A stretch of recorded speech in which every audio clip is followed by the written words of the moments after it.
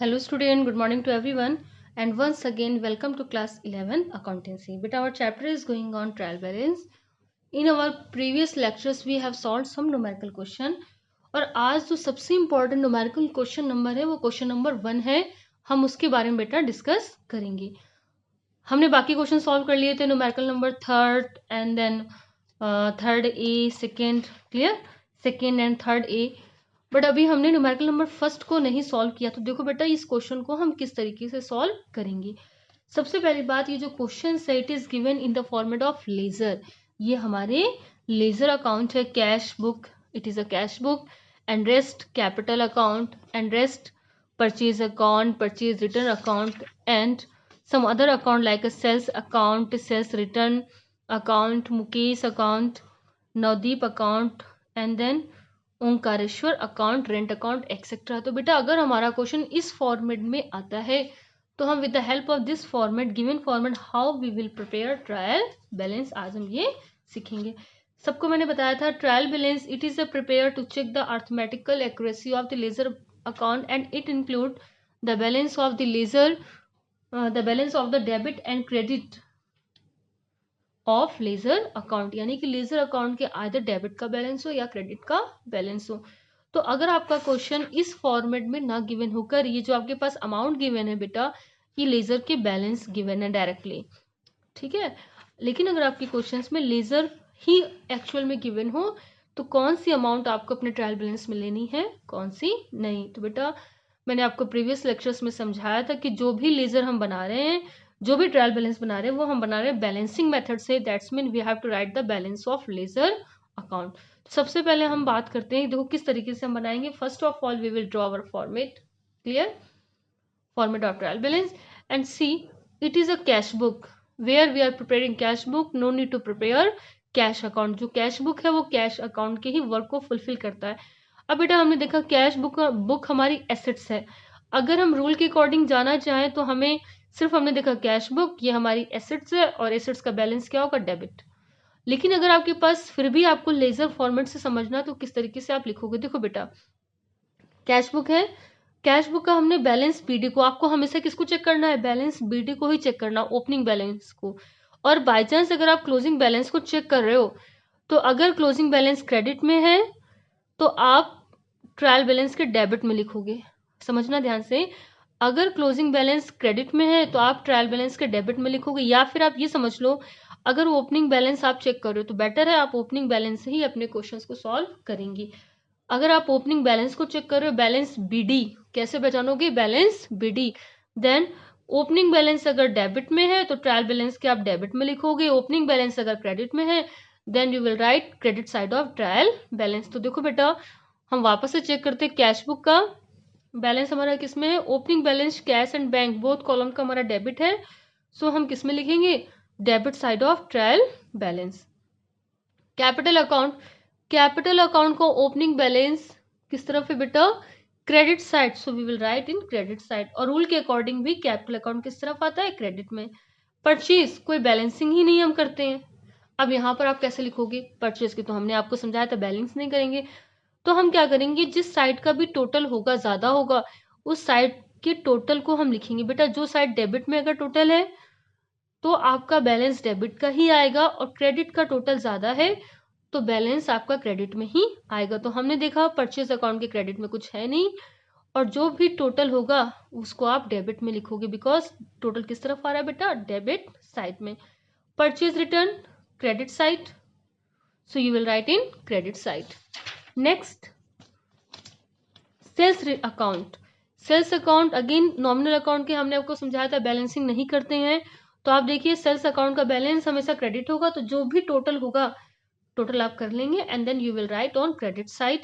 Sales return account again nominal account है तो credit में डेबिट में बैलेंस है so we will write on debit side. Mukesh कैसे पता चला ये डेटर्स है या क्रेडिटर्स है, तो बेटा मैंने आपको क्या बोला है, आप हमेशा अगर आपके क्वेश्चंस में ओपनिंग बैलेंस गिवन है then you will check opening balance by balance BT. It is in credit side that's mean it is our creditor. अगर किसी भी अकाउंट का ओपनिंग बैलेंस क्रेडिट में है तो वो आपकी लायबिलिटीज होगी या फिर वो इनकम होगी. सो ओपनिंग बैलेंस आपका क्रेडिट में है, our creditors. Navdeep opening balance debit side, our debtors, and then Omkareshwar opening balance debit side, he is our debtors. ठीक है, रेंट हमारा एक्सपेंसेस है डेबिट में। तो बेटा देखते हैं हम किस तरीके से सॉल्व करेंगे। इस क्वेश्चन को मैंने देख लिया है, आप अपने बुक को सामने रख लेना and then you solve numerical questions. तो सबसे पहले हम लिखेंगे यहाँ पर कैश बुक से हमने लिया बैलेंस, तो किसका अकाउंट का बैलेंस होगा बेटा, ये कैश बुक नहीं लिखेंगे, हम लिखेंगे कैश इन हैंड। अच्छा, सबसे पहले आप हेडिंग भी तो मेंशन करेंगे, तो आपकी हेडिंग क्या होगी, ट्रायल बैलेंस, ट्रायल, स्पेलिंग मैंने गलत लिख दी है बेटा ट्रायल बैलेंस की, क्लियर, TRIAL होगा, trial balance, trial balance, and then date as at 31 Jan को हमें बनाया, क्लियर, 31 जन 2020, जिस डेट में क्वेश्चंस में बोला जाए उस डेट में हम प्रिपेयर करेंगे अपना ट्रायल बैलेंस। तो देखो बेटा अमाउंट हम लिखेंगे कैश इन हैंड, क्लियर बेटा, how much, cash in hand 98,000 opening balance है, एंड कैश बुक में कैश एट बैंक भी गिवन है, तो cash at bank how much बेटा, it is how much it is given, it is 5,91,000, दोनों ही debit के बैलेंस है। कैश का बैलेंस तो हमेशा डेबिट होता है, बैंक का इट में भी डेबिट और इट में भी क्रेडिट, अगर क्रेडिट होगा तो बेटा वो बैंक ओवरड्राफ्ट होगा। देन कैपिटल, तो बेटा देखिए आपने क्वेश्चंस में चेक करना, capital by balance BD it is given credit side, so we will write in credit side 5 lakh. Then purchase, no balance is given because मैंने आपको बोला था कि परचेज अकाउंट का बैलेंस आप नहीं करोगे at the end of the year, this balance will be transfer to nominal account. तो बेटा परचेज अकाउंट आपका हमेशा टोटल डेबिट होता है, तो परचेज अकाउंट में जितना भी डेबिट का टोटल हो आप वो लिख देंगे, ठीक है। तो ऑलमोस्ट आपको जो बैलेंस वो आएगा वो कितना आएगा, bank 42,000 and 640, then total will be 6,82,000 purchase return nominal account है, इसकी भी मैंने आपको बैलेंसिंग नहीं बताई थी, तो आप परचेज रिटर्न का बैलेंस हमेशा क्रेडिट का होगा, तो आप क्रेडिट में ही लिखोगे 10,000। Next sales return, sales return हमेशा डेबिट होता है बेटा, एंड सेल्स रिटर्न का जो हम टोटल होगा वही हमारा बैलेंस होगा, and how much 36,000, and then how much it is given 36,000, 20,000 and 925, तो टोटल हम इसका करेंगे सेल्स रिटर्न का, तो ये हमारी जो वैल्यू आएगी वो होगी 000 एंड देन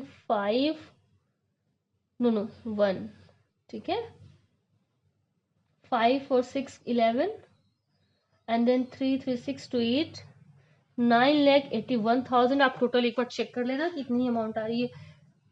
बेटा मैंने रॉन्ग लिख दिया, ये सेल्स रिटर्न की अमाउंट नहीं थी, ये किसकी थी बेटा, सेल्स की थी, सॉरी मैंने देखा नहीं, ये सेल्स रिटर्न नहीं था, ये सेल्स था, तो बेटा सेल्स आपका आएगा 9,81,000, इतना तो रिटर्न हो ही नहीं सकता, 9,81,000 sales, it is our income and income always it will be credited. Now sales return, sales credit है, देन सेल्स रिटर्न हमेशा डेबिट होगी 15,000। मुकेश बताया था आपको, पता नहीं कि डेटर से क्रेडिटर से, तो अगर क्रेडिट में बैलेंस है तो क्रेडिटर्स, डेबिट में बैलेंस है तो debtors. Then Mukesh how much बेटा अमाउंट 78,000 क्रेडिट का बैलेंस है, 78,000 बैलेंस बीडी को ही आपको चेक करना है। नवदीप डेबिट में बैलेंस है, that's mean it is our debtors, our assets 1,30,000। Then Omkareshwar, इसका भी बैलेंस डेबिट का है, ये हमारे डेटर्स हैं, एसेट्स हैं, हम डेबिट में लिखेंगे। एंड रेंट अकाउंट, तो बेटा रेंट हमारा एक्सपेंसेस है, देखो डेबिट में ही आपका है, 8,000। तो इस तरीके से आप अपने ट्रायल बैलेंस को बनाएंगे एंड एट लास्ट आप क्या करेंगे, जब सारे हेड आपकी कंप्लीट हो जाएंगे देन आप टोटल लिखेंगे। Debit always equal to be credit. तो आप अपने टोटल को चेक करेंगे तो इसका जो टोटल आएगा 15,69,000। एक बार आप इसको चेक कर लेना कि ये अमाउंट आ रही है या फिर नहीं आ रही है, ठीक है। आप इसको चेक कर लेना और इसलिए देखो आ रही है,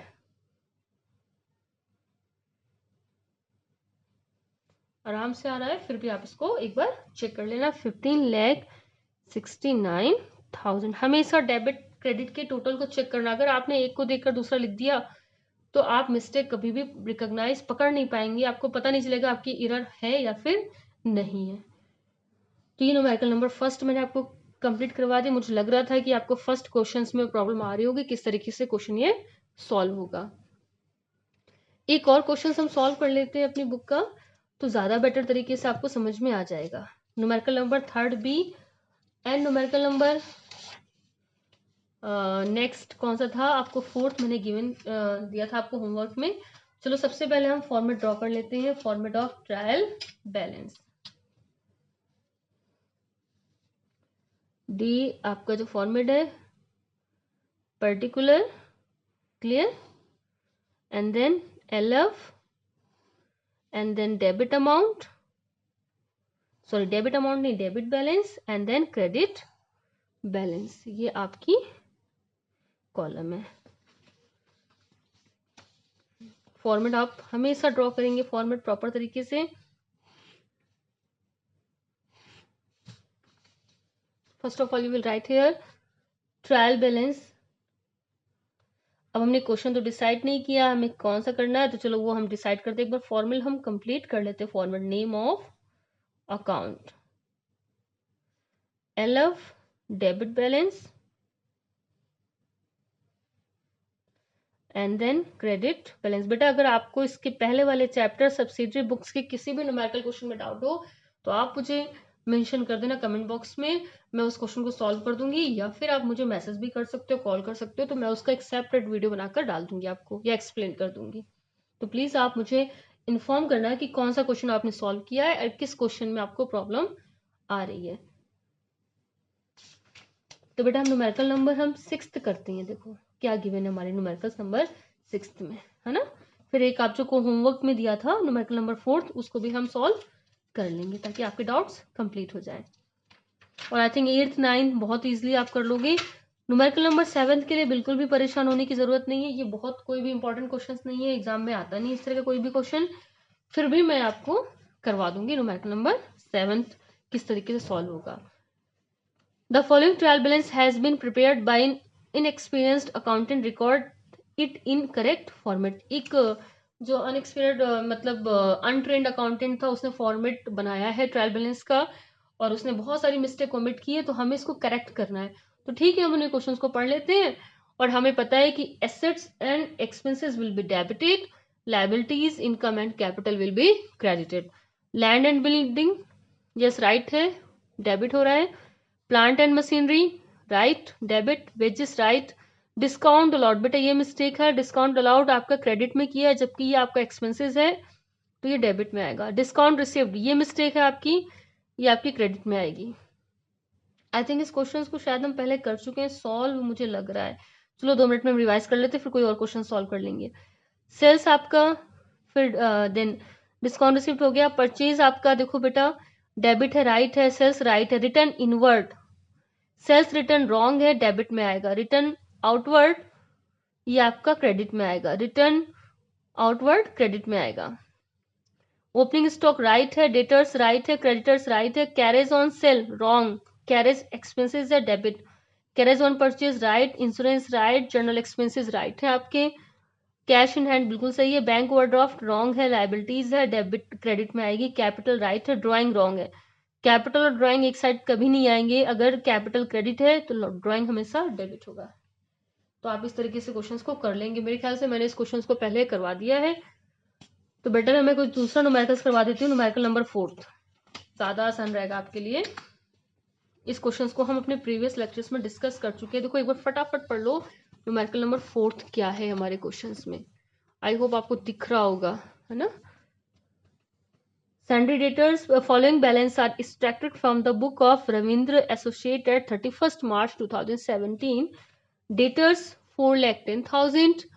Next, creditors आपके जो गिवन है आपके क्वेश्चंस में, how much creditors 80,000. Debtors debit होंगे, क्रेडिटर्स क्रेडिट होंगे, rent and tax debit, purchase debit, sales credit, trade expenses debit, return outward that's mean sales return, purchase return credit, return inward sales return debit, expenses debit, motor vehicle assets है debit, electricity debit expenses है, stock opening stock हमेशा debit होगा। Premises आपकी premises बेटा क्या होता है, suppose अगर आप स्कूल प्रेमिसेस की बात करेंगे तो प्रेमिसेस में it include building, mess, hostel, playground, each and everything. तो स्कूल प्रेमिसेस में बहुत सारा एरिया आ जाता है। फिक्सचर्स एंड फिटिंग्स ये भी आपकी एसेट्स है। Fixtures and fittings for example fan वगैरह हो गए, टैब वगैरह होगी, बल्ब वगैरह हो गए, ये आपके किस में आएंगे, फिक्सचर्स एंड फिटिंग्स में आ जाएंगे। ये भी तो आपके एसेट्स होते हैं और इनमें भी टाइम, इनमें भी अमाउंट खर्च होती है। बैड डेट्स रिटर्न ऑफ, ये आपको लॉस एक तरीके से डेबिट होगा। Rent received from sub let of part of premises received हो रहा है, इनकम है credit. Loan from Murkul clear, तो लोन फ्रॉम मुरकुल डेटर से आपके इंटरेस्ट ऑन मुरकुल्स लोन, ये आपके ये डेबिट, तो ये credit. Drawing debit, cash in hand debit, stock बेटा ये क्लोजिंग स्टॉक है। क्लोजिंग स्टॉक अगर आपके क्वेश्चंस में कभी भी गिवन होगी तो it will not appear in the balance sheet, ठीक है, सॉरी ट्रायल बैलेंस के अंदर कभी भी नहीं आएगी। और एक वर्ड गिवन है नॉट एडजस्टेड, बेटा अगर क्लोजिंग स्टॉक ट्रायल बैलेंस आप normally closing stock trial balance में कभी नहीं आएगी। You have to write closing stock in foot note, आपको फुट नोट में लिखना होता है क्लोजिंग स्टॉक के बारे में। मैं एक नेक्स्ट लेक्चर्स में इसके बारे में डीपली डिस्कस कर लूंगी ताकि आपके डाउट सारे क्लियर हो जाए। वैसे इस चैप्टर क्लोजिंग स्टॉक का रिलेशन इस चैप्टर से ज्यादा फाइनेंशियल स्टेटमेंट में है, तो वहां हम और अच्छे से डिस्कस करेंगे। फिर भी मैं समझा देती हूँ आपको, अगर क्लोजिंग स्टॉक गिवन है तो ये कभी भी ट्रायल बैलेंस के अंदर नहीं आएगा। हाँ, अगर आपके क्वेश्चन में लिखा है एडजस्टेड, एडजस्टेड उस टाइम पर हम क्लोजिंग स्टॉक को ट्रायल बैलेंस के अंदर मेंशन करेंगे। अदरवाइज 99.9% क्लोजिंग स्टॉक हमेशा ट्रायल बैलेंस के बाहर फुट नोट में, सपोज ये फॉर्मेट है तो यहाँ फुट नोट में लिखा होगा closing stock valued at. Reason क्या होता है बेटा, क्लोजिंग स्टॉक का मतलब होता है बचा हुआ माल, ठीक है, जो स्टॉक अनसोल्ड रह गया। तो eight the end of the जो हमारा मंथ होता है या फिर ईयर होगा उसकी लास्ट तक माल जाता रहता है, तो क्लोजिंग स्टॉक का वैल्यूएशन नहीं हो पाता है कि मंथ की लास्ट डेट तक हमारे ट्रांजेक्शन्स हो रहे होते हैं और उस टाइम तक हम प्रॉपर तरीके से क्लोजिंग स्टॉक को वैल्यूड नहीं कर पाते हैं। इस वजह से क्लोजिंग स्टॉक को ट्रायल बैलेंस में ना दिखाकर हम ट्रायल बैलेंस के बाहर दिखाते हैं, क्योंकि हमारे पास क्लोजिंग स्टॉक का प्रॉपर बैलेंस नहीं होता है, ठीक है। नॉट एडजस्टेड लिखा है या कुछ नहीं लिखा है तभी आप क्लोजिंग स्टॉक को नहीं लिखोगे ट्रायल बैलेंस के अंदर। अगर गिवन है कि closing stock adjusted some case only, that time you will write. तो चलो हम अपने क्वेश्चंस को फटाफट कंप्लीट करते हैं। किसकी बुक में हमें बनाना है, ट्रायल बैलेंस ऑफ रविंद्र। फिर बेटा देखो मैंने सॉरी स्पेलिंग की मिस्टेक कर दी है, TRIAL, TRIAL होगा, ठीक है, ध्यान रखना इसकी स्पेलिंग में, TRIAL, trial balance of Ravindra, Ravindra associates, ठीक है, as eight 31st March 2017, 31st March 2017। तो देखो बेटा किस तरीके से हमारा क्वेश्चन से कंप्लीट होगा। डेटर्स, सैंड्री डेटर्स, न्यूमेरिकल नंबर ये 4th है बेटा आपकी बुक का, सैंड्री डेटर्स APC, ठीक है, 4,10,000। Next sundry creditors, sundry creditors, creditors आपकी लायबिलिटीज है, हमेशा क्रेडिट में आएंगे। Then rent and taxes, rent and taxes 48,000। Expenses हैं। अगेन परचेज आपके एक्सपेंसेस हैं 34 लाख। सेल्स आपकी इनकम है। Credit 56 lakh. Trade expenses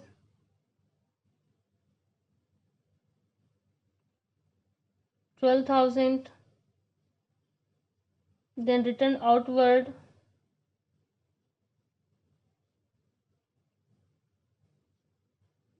80,000। Return outward ये मैंने गलत लिख दिया, return outward that's mean purchase return. Purchase return हमेशा क्रेडिट होगी, रिटर्न इनवर्ड हमेशा डेबिट होगा। Return inwards 1,20,000। Sales return expenses हमेशा डेबिट। बहुत आसान है बेटा chapter. Motor vehicle motor vehicle 6,50,000 ये आपकी एसेट्स है और एसेट्स हमेशा डेबिट होगी। इलेक्ट्रिसिटी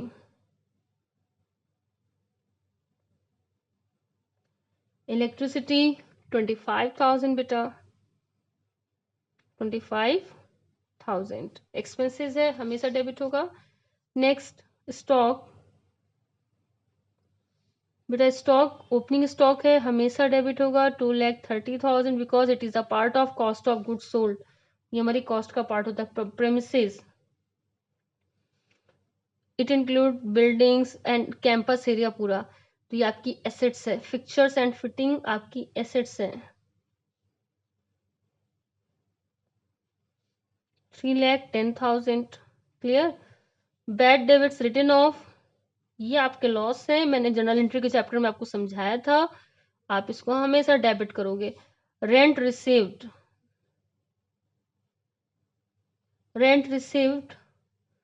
मकान खाली था, सबलेट था, उससे आपको कुछ इनकम प्राप्त हो गई, ये आपकी इनकम हमेशा क्रेडिट होगी। लोन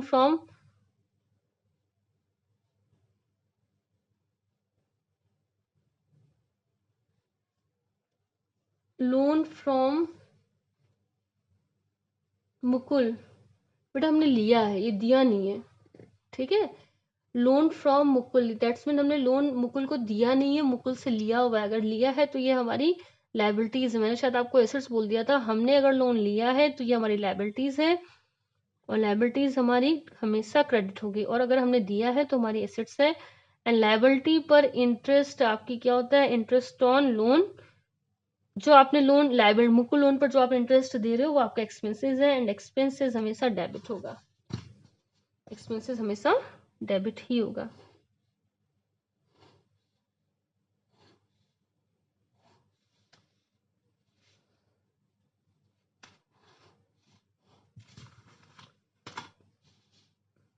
नेक्स्ट देखते हैं इंटरेस्ट ऑन लोन।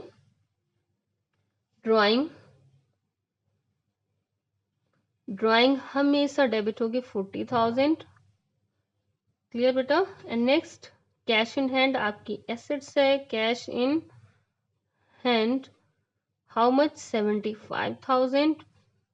स्टॉक बेटा गिवन है आपको, मैंने बताया था स्टॉक आप क्लोजिंग स्टॉक को आप फुट नोट में मेंशन करेंगे, आप ट्रायल बैलेंस में इंक्लूड नहीं करेंगे, ठीक है। तो आप फॉर्मेट को अपने क्लोज कर देंगे एंड देन टोटल आप मेंशन करेंगे यहाँ पर, double underline total. Suspense account के भी आपके क्वेश्चंस आएंगे बेटा यहाँ पर। अच्छा आपके क्वेश्चंस में कैपिटल गिवन नहीं है। इस क्वेश्चन में आपके capital you are required to prepare the trial balance and difference as his capital. तो जो भी डिफरेंस होगा उसको हम कैपिटल अज्यूम करेंगे। तो बेटा आपके क्वेश्चंस में कैपिटल गिवन नहीं थी, तो अब हमें क्या अज्यूम करना है? कैपिटल हमें कैलकुलेट करना है। तो हमें क्या करना होगा? कैपिटल आपकी मिसिंग है आपके क्वेश्चंस में, तो हम सारा डेबिट के बैलेंस को चेक करेंगे। डेबिट के बैलेंस में से हम क्रेडिट के बैलेंस को माइनस कर देंगे और बेटा जो भी डिफरेंस आएगा डेबिट के टोटल में से हम क्रेडिट के टोटल को माइनस करेंगे और जो हमारा डिफरेंस होगा वो हमारी कैपिटल है। तो देखो बेटा हमारी जो कैपिटल निकल रही है, जो हमारा बैलेंसिंग फिगर है, आप यहाँ लिख देंगे बैलेंसिंग फिगर। एंड देन देखो बेटा जो हमारी कैपिटल है वो हमारी 6,07,000 और जो हमारा टोटल आएगा वो हो जाएगा 65,47,000। आप प्लीज इसको चेक कर लेना, हो सकता है शायद कोई टोटलिंग में मिस्टेक रह गई हो। Debit always equal to be credit. ठीक है, तो इस तरीके से हमारे क्वेश्चन का आंसर आ जाएगा। टोटल प्लीज आप खुद से करना, इसको एक बार जरूर चेक कर लेना। एक बार हम वापस से देख लेते हैं। 80 कितना हुआ, 160 एंड 30, 190, 290, 290 एंड देन 240। ठीक है, 240 एंड देन 56 लाख, यानी कि 58,40,000 इसका बैलेंस था। और 58 लाख में से अगर हम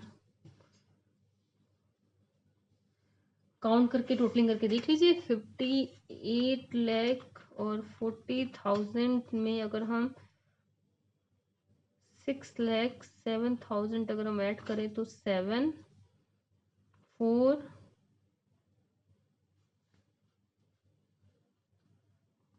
एक का अमाउंट का फर्क आ रहा, हो सकता है टोटलिंग वाली मिस्टेक हो। 8 कितना हुआ हमारा, 8 160 एंड 30 90 190, दैट्स मीन 290। हाँ ठीक है, 3 हमें ऐड करना था, तो ये 56 और 3 59 होगा, 5940। ठीक बेटा, बिल्कुल करेक्ट है हमारा ये टोटल। क्रेडिट का टोटल और डेबिट के टोटल को आपको चेक करना है। डेबिट और क्रेडिट दोनों का टोटल इक्वल आना चाहिए। बेटा एक इसमें और आता है अभी, अगर बाई चांस सपोज डेबिट और क्रेडिट का टोटल इक्वल नहीं आता है तो 101% हमारे क्वेश्चंस में कुछ मिस्टेक है, हमने कुछ गलतियां की हैं, and that time one more account will be open, suspense account. अब अकाउंटेंट को वहां स्टॉप तो होना नहीं है, वो पहले अपनी मिस्टेक को चेक करेगा। बार बार अगर मिस्टेक चेक करने के बाद भी उसको कोई गलतियां नहीं मिलती हैं, मिस्टेक पता नहीं चल रही है, देन सस्पेंड अकाउंट ओपन हो जाएगा। अगर डेबिट में बैलेंस आ रहा है तो वो अमाउंट सस्पेंस अकाउंट डेबिट हो जाएगा, क्रेडिट में बैलेंस आ रहा है तो सस्पेंस अकाउंट क्रेडिट हो जाएगा। और जब कभी भी हमें मिस्टेक मिलेगी हम सस्पेंस अकाउंट से उस मिस्टेक को रेक्टिफाई कर लेंगे, जो हमारा आगे आने वाला चैप्टर है, रेक्टिफिकेशन ऑफ एरर्स। ठीक है, हम आगे आने वाले चैप्टर्स में पढ़ेंगे रेक्टिफिकेशन ऑफ एरर्स। तो बेटा आई होप यू अंडरस्टैंड। फिर भी अगर आपको कोई डाउट है, देखो ये हमारा प्रॉपर क्वेश्चंस का फॉर्मेट है, कंप्लीट क्वेश्चन इस तरीके से हमने किया हुआ है। Debit credit, name of account, LF, debit credit balance, और आप ज्यादा से ज्यादा क्वेश्चन सॉल्व करना। एंड ऑलमोस्ट हमने इस चैप्टर को कंप्लीट कर लिया। डाउट होगा तो मैं 1-2 वीडियो और बनाकर डाल दूंगी न्यूमेरिकल क्वेश्चंस पे।